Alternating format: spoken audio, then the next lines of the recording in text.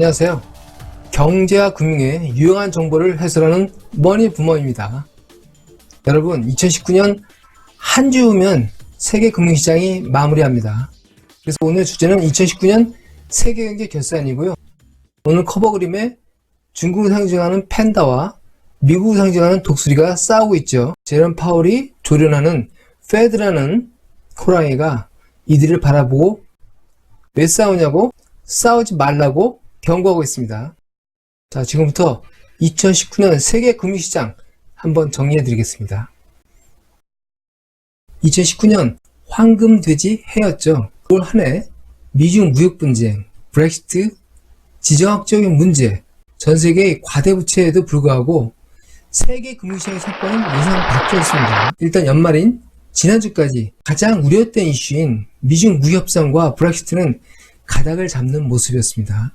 현재 시간 2019년 12월 20일 금요일, 트럼프는 시진핑과 통화 후에 트위터에 그 내용을 올렸습니다. 협상은 잘 돼가고 있다고 밝히면서 미중간 무협상에 대한 우려를 불식시켰습니다. 단, 이 통화 내용에서 중국 신화통신은 시진핑이 통화 중에 홍콩, 대만, 신장, 티벳에 관련된 미국의 내정 관세 문제를 집어서 언급했다고 합니다.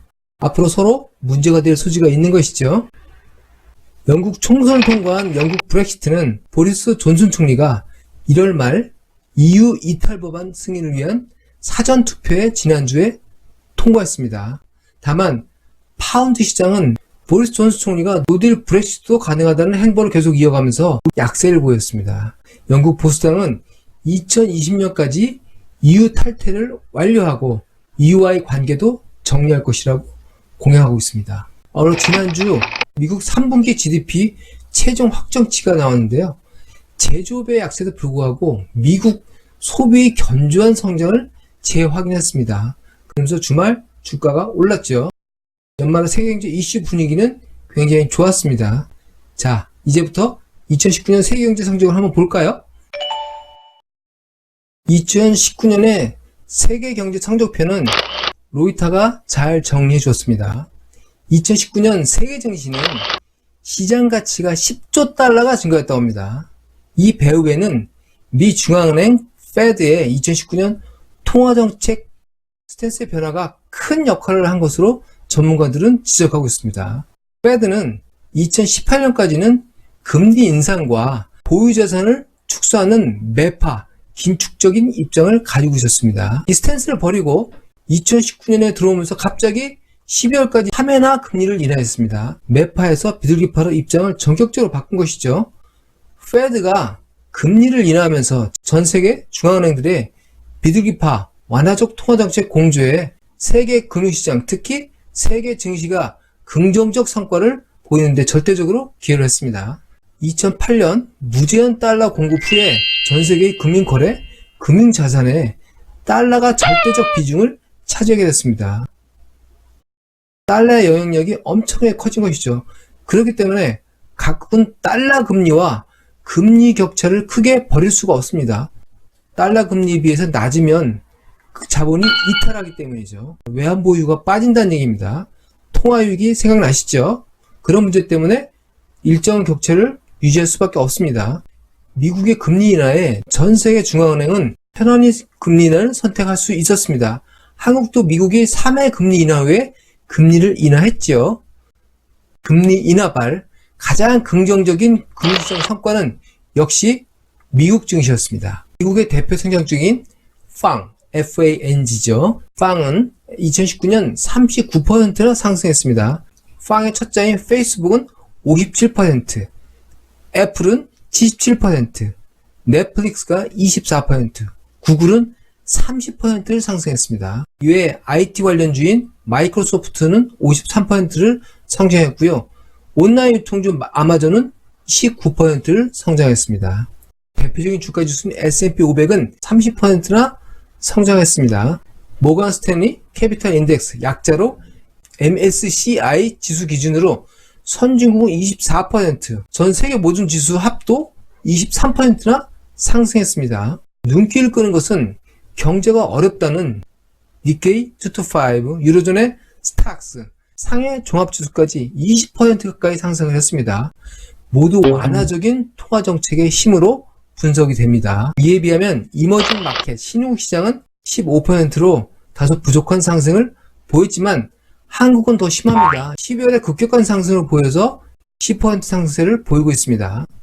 한국은 1600조의 가계부채 문제로 금리 인하가 어려운 현실입니다. 금리 인하를 하면 가계부채가 더 늘어날 수 있기 때문에 금리 인하는 쉽게 하기 어렵죠. 금리 인상도 쉽지 않습니다. 가계 이자 부담 문제 때문에 기업들이 설비 투자를 줄여서 투자 수요를 줄이고 있는 상황에서 가계부분까지 이자 부담이 생기면 경제의 총 수요가 확 줄어듭니다.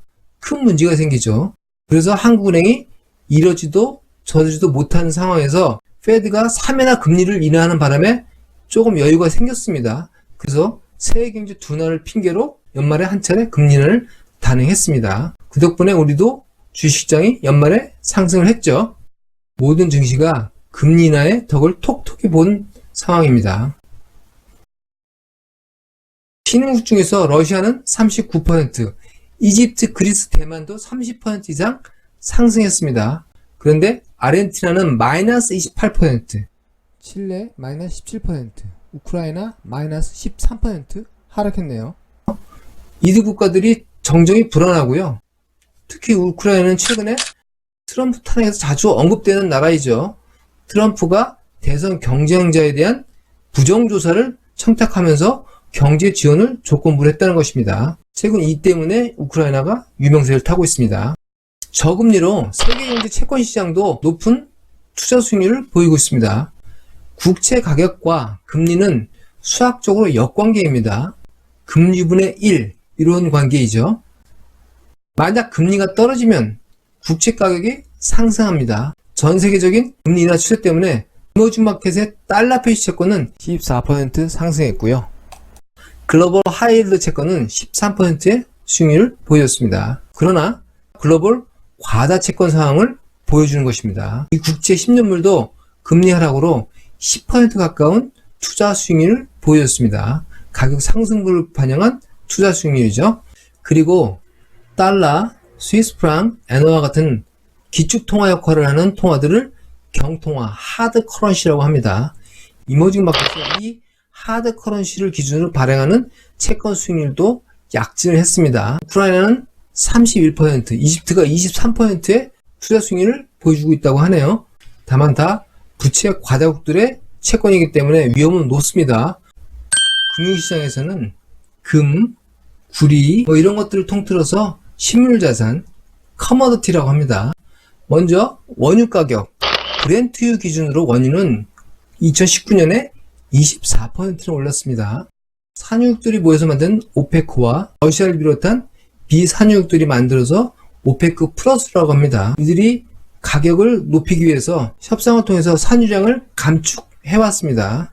여기에다가 이란 사태 등 중동 지역의 여러가지 분쟁 영향으로 원유 가격은 상승 압력을 계속 받고 있었습니다. 물론 무역 분쟁으로 글로벌 경제에 후퇴 우려가 있으면서 하방 압력도 있었지만 전반적으로 오페크 플러스의 가격 상승 관리가 성공한 것으로 보입니다. 그리고 세계 경제에 문제가 발생할 때마다 사람들이 찾는 안전자산, 국제 금값은 상반기에는 무역 분쟁 등 여러 가지 지정학적 문제로 상승했지만 하반기에는 이런 이슈들이 안정세를 찾으면서 하락했습니다. 그래도 연중 15%를 상승했네요. 글로벌 제조업 경기 악화를 반영하는 닥터 코퍼 구리 가격은 4%로 소폭 상승했습니다. 제조업 경기가 안 좋았다는 것이죠. 그러나 팔라듐이라는 금속이 있습니다. 자동차 배기가스의 정화장치에 백금대용 촉매제로 사용된다고 하는데요. 저탄소 정책 영향으로 55%나 상승했습니다. 독일 자동차 산업이 배기가스 규제 때문에 굉장히 침체했죠. 올해 저탄소 규제 문제 앞으로 국제기구에서 관심을 가지고 점검할 것입니다. 팔라듐 금속에 대한 계속 관심들이 높아지겠죠. 달러 인덱스는 2018년 강세를 이어왔지만 올해 2019년에는 저금리를 반영하면서 2019년 전반적으로 미미한 상승세를 보였습니다. 1.3% 상승했습니다. 보시는 것처럼 2019년은 선진국 중심으로 성장했습니다. 그러나 내년은 신흥국 중심으로 성장할 것이라고 주요 국제기구들이 전망해서 확인하고 있습니다. 금리 측면에서는 2020년 페드가 추가 금리 인하는 안 할 것이라고 지난번 FOMC 의사록에서 보여주고 있습니다. 무엇보다 현재 세계경제 과제는 과다 부채와 금융자산의 버블입니다. 아직 인플레이션이 회복되지 않고 있지만 인플레이션 회복 기미가 보일 경우 매파적 금리 정책이 닥칠 수 있습니다. 이렇게 2019년 금융시장을 지배하던 금리 인하의 추력은 급격하게 떨어질 것입니다. 이 점 유의해야 됩니다. 중국은 기업부채, 한국은 가계부채가 바다국가이기 때문에 금리 문제에 매우 민감할 수 있습니다.